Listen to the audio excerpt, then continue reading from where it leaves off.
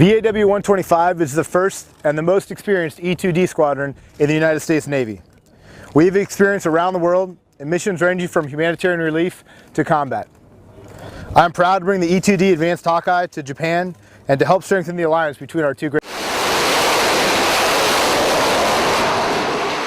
It's, I think, been a very dynamic exercise overall, and like every time we do this, we manage to find ways to improve our interoperability together and come together in ways that are both tactical and operational. It's been really good to watch how the Americans do things, not only from a aspect of like flight operations, but also from like being able to see how they drive their ships in comparison to how we do things. So watching jets fly off a 300-meter floating warship is something completely different to what we do in Australia. And we manage to find ways every time we do Talisman Saber to become more brilliant at the basics and also improve our operational skills.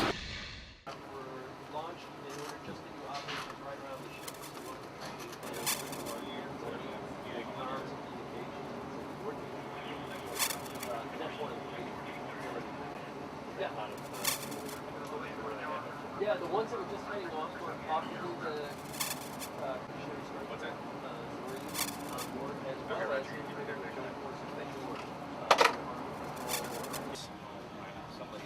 he's only giving those restrictions so you don't have too much rudder. Right now, it's taking the ship, making it look like you have a 2-degree rudder restriction, meaning that this is increases.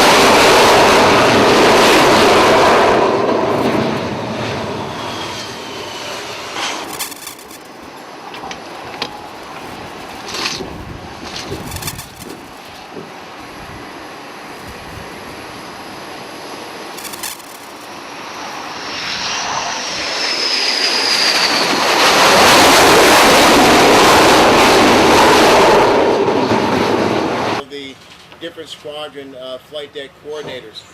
And throughout flight deck, we've got pilots in the aircraft and just general real-time information. Adventures, we have a special group. They're all green in color. We call them our Army guys. The respawn and everything at night to assist us what we do here in the day. And we like to keep this guy locked away because every time we get south, make sure your spaces are good to go.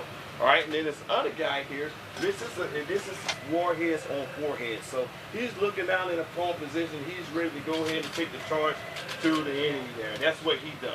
All right. Then we have them as goats. All right. So this is Bad Goat. Bad Goat, he's out there just creating mayhem, creating all kind of problems for him.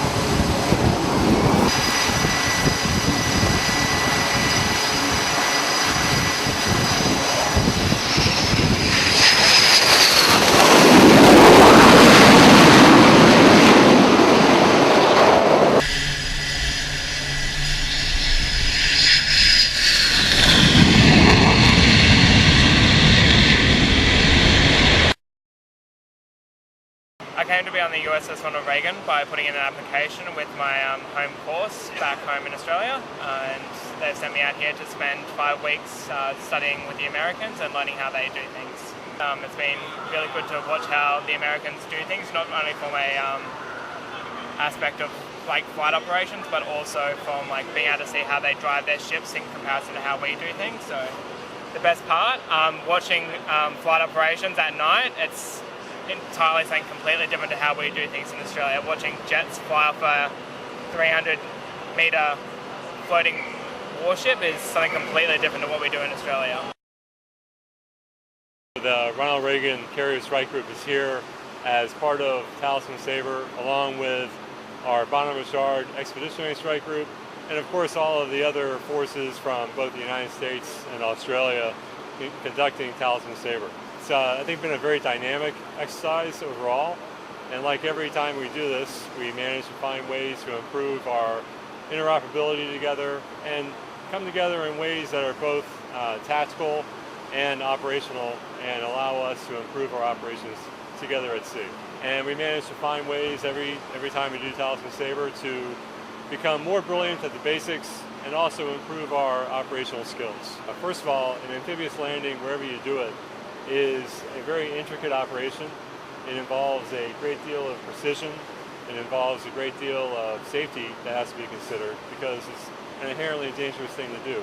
Our involvement has been to enable that landing by setting the environment in the maritime environment along with our Australian allies to allow the Expeditionary Strike Group to steam into the area and successfully conduct that landing.